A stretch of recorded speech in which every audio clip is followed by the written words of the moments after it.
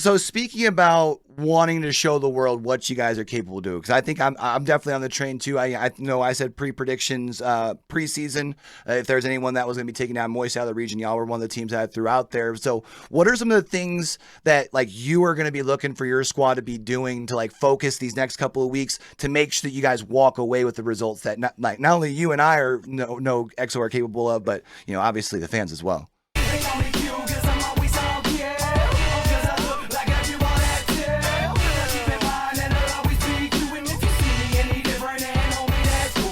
Hey, what it do, YouTube? It's your boy Q, and we're back at it. We're actually 3 weekends away from our first LAN of ALGS Season 3. Not to mention, your boy's finally feeling just a little bit human after being down with the flu for almost 2 weeks. Influenza A can actually officially kiss my A, which is also why I'm not taking any slack for having my Christmas tree still up at this point in the year. All right, we're going to be taking care of that this weekend. But we are back at it, and I'm super excited to be sitting down with our first guest today. First of hopefully a couple of these interviews we'll have over here on the channel heading into London. Admittedly, I haven't really had much chance to talk with this dude really heading into today, but the CEO, founder, owner of EXO Clan, always a pleasure to talk to, whether it's been in events that I'm casting in the APAC region or just sitting down watching and other different chats. But before we really dig into things, again, thank you so much for sitting down with your boy. We're only a few weeks away from LANdon, like I was talking about, so I know you're super busy. But Exodus, how you doing, homie? And first off, before we really dig into it, let people know a little bit about yourself. What you got going on? Well, of course, as it was a great introduction from you, it's a pleasure to be here. Thanks for inviting me on. I'm still like waking up, so my coffee's still like I feel going through my system, so I'm a little bit out of it still, hence the stutter. But my name is Exodus. I am a YouTuber primarily. I actually started EXO Clan as a clout farming clan back in the day. You might remember some of like the original members of EXO being Zero and Sharky, the back-to-back world champions. Mm-hmm. We were just like a little clout farming clan, and then eventually we turned into an org, and here we are now, still one of the primary Apex orgs in APAC and the world, so I'm very happy about that. Other than that, yeah, just doing my thing. I'm a content creator on full-time, and I run and own EXO as well. It's a great life, honestly. So now you talked a little bit about as far as earlier on when we saw EXO Clan really bursted onto the scene early in 2020. Y'all won 4 back-to-back ALGS online events, and you had mentioned y'all had quite the roster looking back at it now here in 2023. You had MT, Zero, Sharky, and even over like the first couple of years, we've seen quite a few of the other current region's top players playing under that EXO banner. I mean, kind of thinking like Jaro, Player K, Raku, who we are actually going to be seeing in your group at LANdon, right? What's the secret that you would say as far as for you to be able to find, it seems like you're able to really find these players right as they seem to be catching their stride in competitive Apex. Because again, not only are y'all qualified for LANdon, but there's quite a few former EXO players going to be playing out of the region as well. Yeah, you've got Player K as well in there on Iron Blood Gaming, who were the first place in APAC South. So yeah, absolutely. We've definitely had a star-studded roster as far as like history goes. It's the dynasty is what they call it in APAC South, the dynasty of EXO Clan. I guess it's just watching the scene. Like I've been watching the scene since it was like an infant, for the first set of like competitive scrims, I was there. In fact, in the first scrims, we had like multiple teams that were running for the EXO competitive team name, because we had people like Dodge in there as well, who many of you, if you follow Apex South, would have seen in LGS in the past. So there's like a lot of like skilled players have been in and out of EXO. And I guess just to find the right ones for the competitive team, it's been down to what I see and opinions. People that have helped me in the past, like Zero has helped me in the past as well with who he thinks is taking the stride, who's coming next, as well as me like checking results. Like I data compile like a motherfucker. I analyze, I have sheets, I have stats down, and stats might not be everything, but they do help me dictate a lot. So in the past, that's definitely helped me kind of see what's going on and see who's coming up next and see who's doing the best. Obviously, our current roster is the first roster that's not Australian. So moving international there as well, it was quite easy to pick up the team that I thought would be most competitive outside of the Australian rosters in APAC South. And they have, I love them to bits. I absolutely love our current team. They are my little brothers, and I would go above and beyond for them as I have and will continue to do. Yeah, absolutely. Yeah, now even actually like speaking about the current roster, right? You've got Killapaws, Dexter, Zicky, the core there. Y'all have been pretty much together, the 3 of them for almost a year. I think the last one I added was like February, like mid-February last year. So we're almost reaching that year mark. And I'm kind of curious because over this past year, especially this last offseason, we saw a pretty busy offseason when it comes to roster movements and stuff like that in the region, right? You saw Dark Zero going to NA, Sudaraiku ended up disbanding, and even some roster movements on some of the top teams, like seeing Moist picking up Pricey, right? But for EXO, however, it seems to be a level of consistency, not just on the roster, but even when you look back on Liquipedia when it comes to like the results, not just the SA and B tier competitions, but even some of those weekly cups. Sometimes we see some of those top teams like take a week off, maybe not really some of this, like bringing the same strategies. EXO Clan's always one of those, it's always consistent. And I'm wondering, do you feel like part of that has to do with some of the consistency within the roster?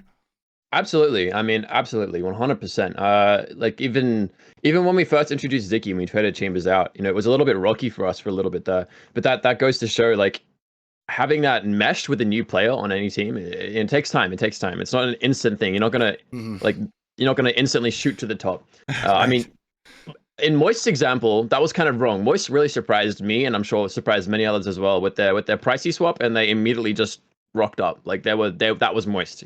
Right. We saw them with Pricey, and we were like, that's actually just so dangerous, and it was instantly an incredible squad. But aside from that, you usually don't get the results that you really want from a roster swap. So having that consistency with the current team, absolutely. On top of that, we feel, looking for players, the language barrier is there within APAC South. So you have a lot of different countries, a lot of different languages. So finding players that are on the level we want them to be and need them to be to perform under the EXO name and continue the legacy that the team is currently putting forward.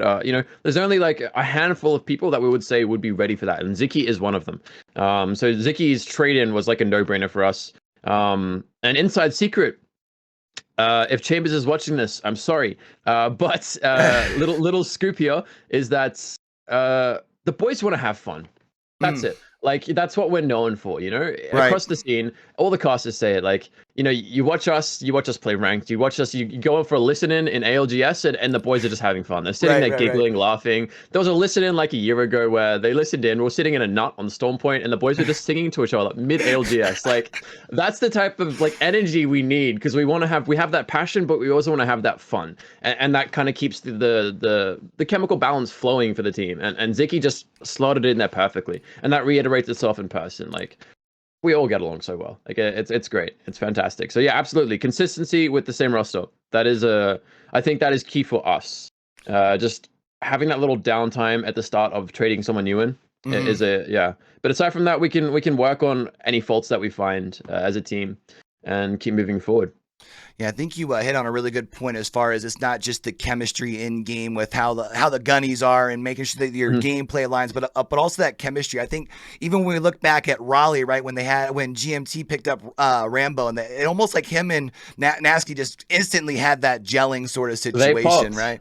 Yeah, and it's when you see those, and I think you can. I can't say from obviously listening too much in with Moist and Pricey, but I would imagine something sort of similar with their chemistry over on their side as well. So I think you hit on a really good point. And, I know you said I know I've said it. I know I've heard other people say it. EXO Clan is one of those. It just seems not only performing, but always having fun. I think has to contribute to that a little bit, right?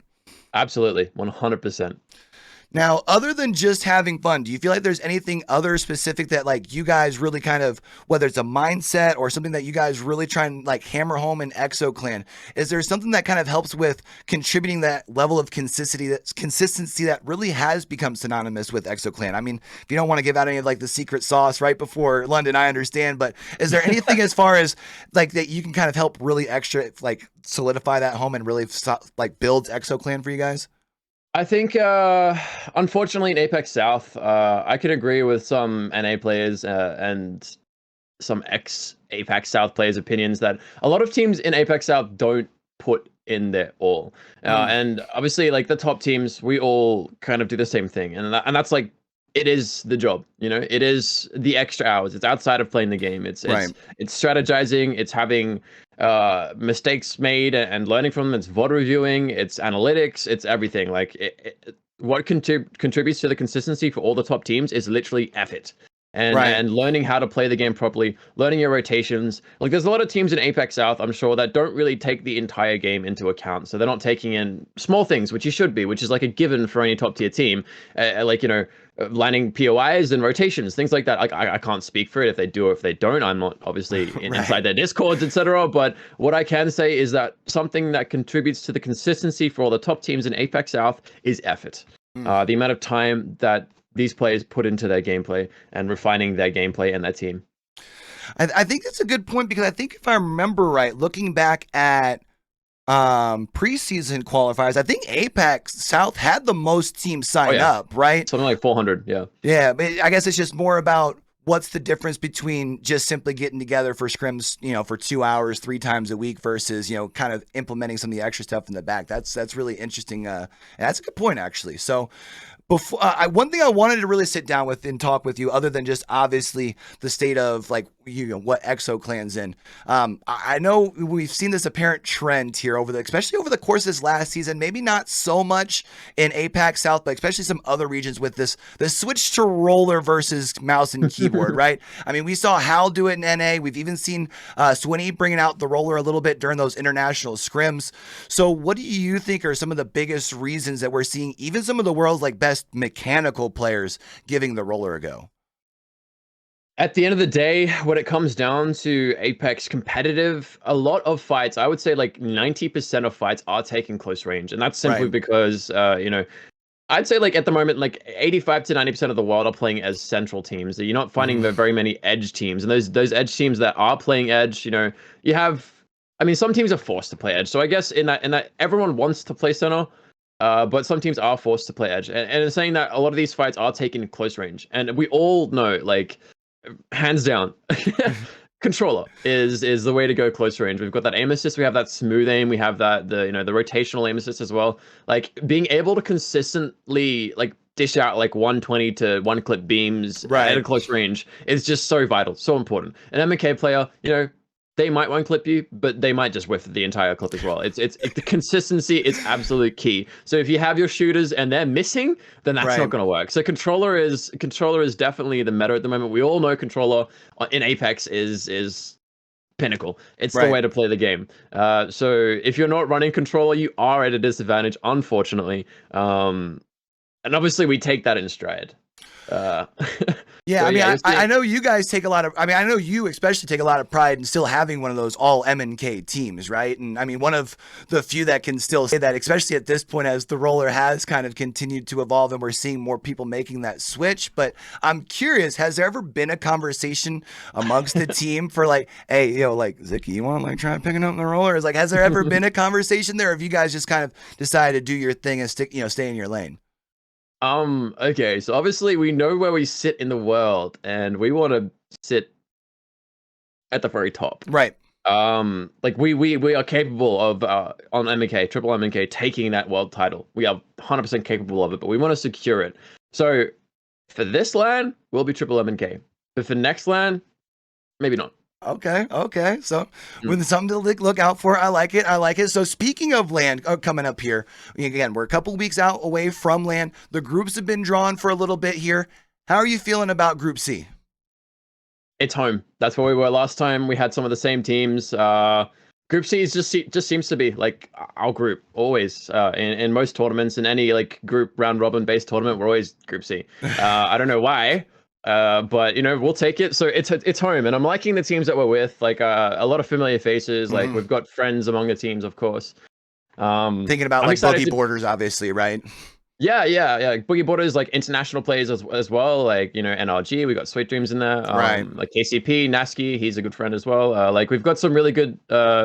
Just it's home. It's home. We've got some great teams, great group, great competition. Like I would say we have a pretty competitive group. There is one more group that is slightly more competitive than us, but I think we're pretty happy with our group as far as it goes. Just so I feel good about saying this, you're talking about Group D, right? Yeah.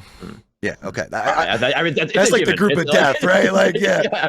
D for death, exactly. Like it's that is a strong group all in all, and it'll be exciting to see that one play out. So I'll be looking forward to playing Group D. In saying that.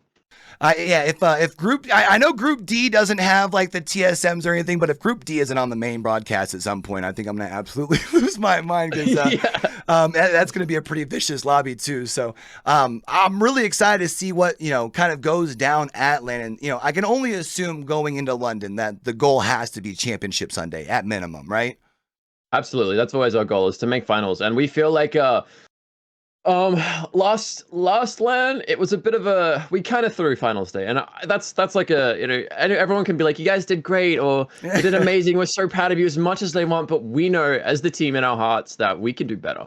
And we kind of let a lot of people down on that Sunday, including ourselves mainly. Like the air for the boys after Sunday was just, it wasn't good. A lot of people saw us outside the arena after the game, just like huddled in a circle, just like talking, like heads together, because we weren't having a good time after that. It wasn't, the spirits were low, we were dampened, like we wanted top three, Right. but we had a bunch of 0 point games just from micro mistakes, like making small mistakes, and obviously you can't really afford to make those mistakes in a finals match.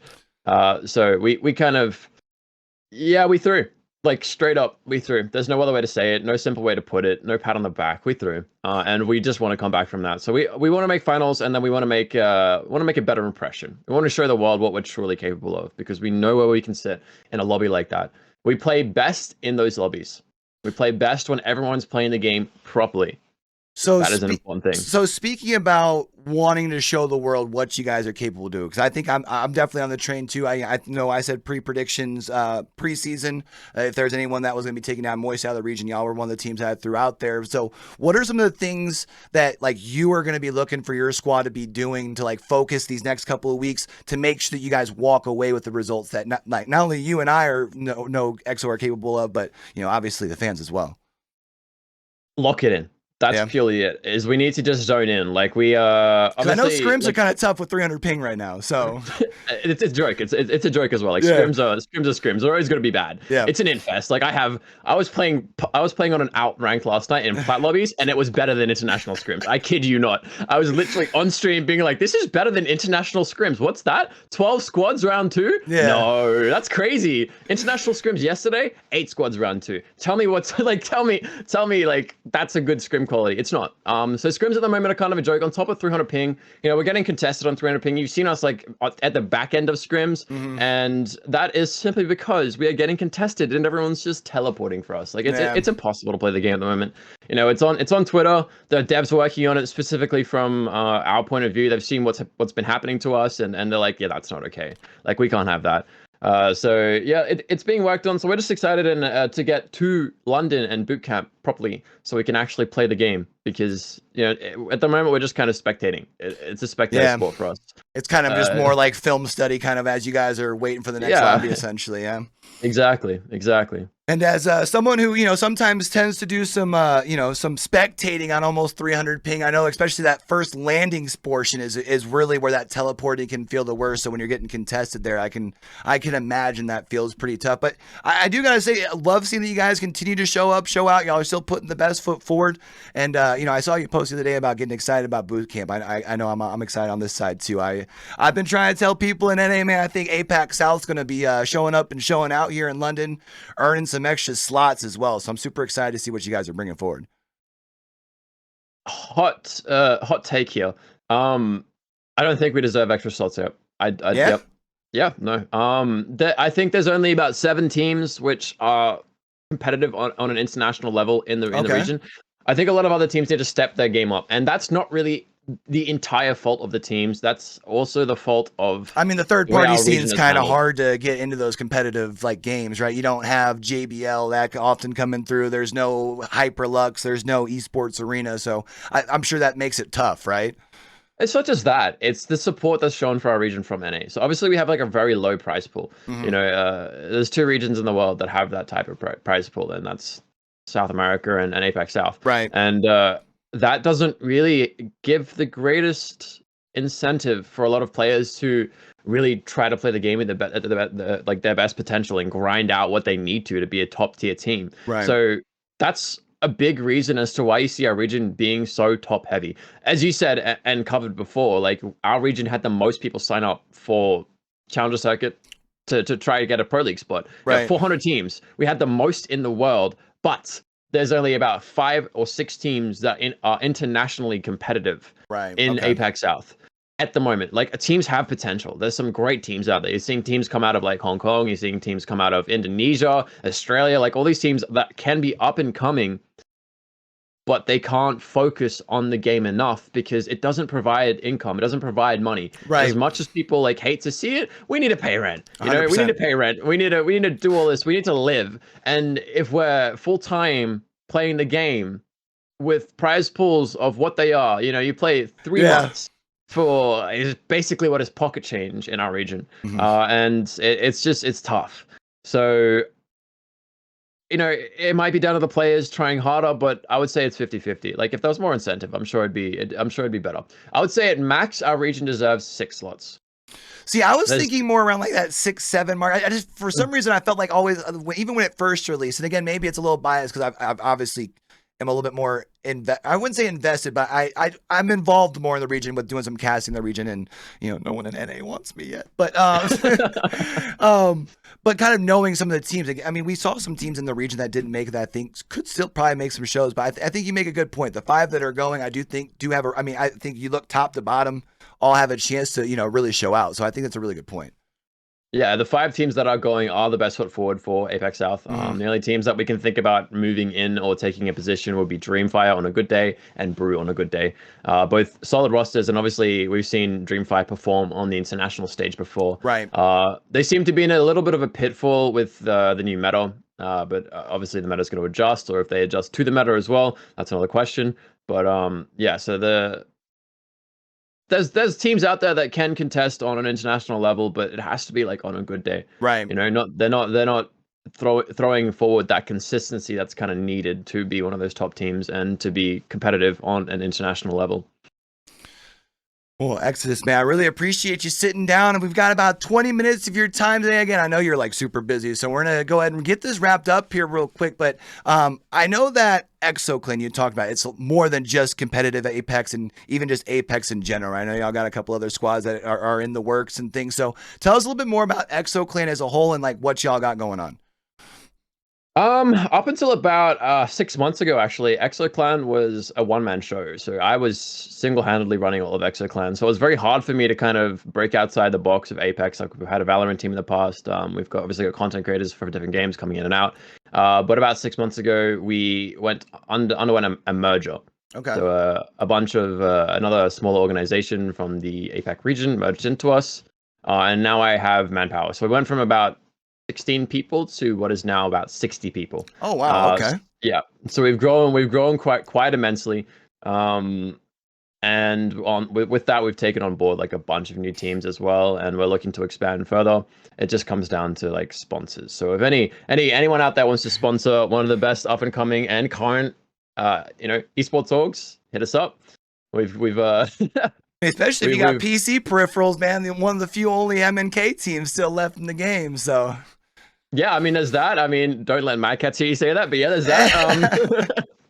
No, Mad Cats we love. We have a lot of love for Mad Cats, but yeah, we're definitely spreading our wings. We're in the process of spreading our wings. We've got a couple of other teams on board, teams that you wouldn't think we'd have, but teams we have because why the fuck not? Like, am I allowed to swear? I don't know. No, yeah, you hear my mouth. You kidding me? Come on. It's true. We've got teams like we've got a Pokemon Unite team. I did see that. Yes. We have a Echo VR team, so we're looking into VR esports. We've obviously had a Rocket League team on board. We've got a Valorant team being announced very soon. We have an Academy as well. We've got an R6 and Valorant Academy team, as well as a Pokemon Academy team. We've got a Quake player. We've got Super Smash Brothers players. Like we're definitely spreading our wings. And we want to like delve further into like those top tier esports as well. But once again, that all comes down to money. Right. You have to be smart about it, of course. And like, I'm not rich, so I can't just throw money at it and be like, yes, right, right, yeah. Slow money don't make happening. money. No, none sort of scenario, unfortunately, is not available. I feel Exactly. that. I feel that. So as far as for you though, not just EXO Clan, but as far as for you, like people want to keep up with Exodus, like where can they find you? Twitch, social medias, what else you got going on? Yeah, all across the board. We got YouTube. Obviously, my main platform is YouTube. So if you just search Exodus Apex on YouTube, you'll find me there. Exodus on Twitch. Twitter, Instagram, the whole thing. I have a little thing with my name. I just Exodus and underscore at the end, and then if it's Twitter, it's TXT. If it's Instagram, it's underscore JPEG. Like it's just yeah. I'm pretty easy to find on socials. Like if you find me on Twitter as well, I have my link tree with all my socials there as well. I do stream most days, so if you want to come through and say hi, feel free to check that out. Thank you for the shout out there, Q. Yeah, I'm not gonna lie. I'm like a master lurker on Twitch. I pop through from time to time. I'm gonna start saying like actually hi when I'm actually in there. I tend to That'd be great. usually have it. I've got way too many monitors, so when I'm working, I almost always have someone up. But again, man, thank you so much for taking the time to sit down with your boy, little old me, trying to find my way in the Apex community. And with all this, for anybody that's watching, man, again, this is a new YouTube channel over here. So if you enjoyed this type of like interview style content, or y'all just enjoyed the vibes, feel free to let me know down in the comments who you would like us to talk to heading into LANdon, because we do have a couple things lined up, wanting to grind here in 2023. And don't forget to hit that subscribe button again, hit those notifications on so we can catch y'all back here for the next video, or when we pop live for some more watch parties. But until we catch y'all then, or back over here on the YouTube channel, don't forget, with everything crazy going on in the world today, be true, be you, be sincere, game hard and love hard, all right? That's Exodus. I'm Q. Have a great day. If you ain't show something, you just don't wanna be. You wanna be me, but you will never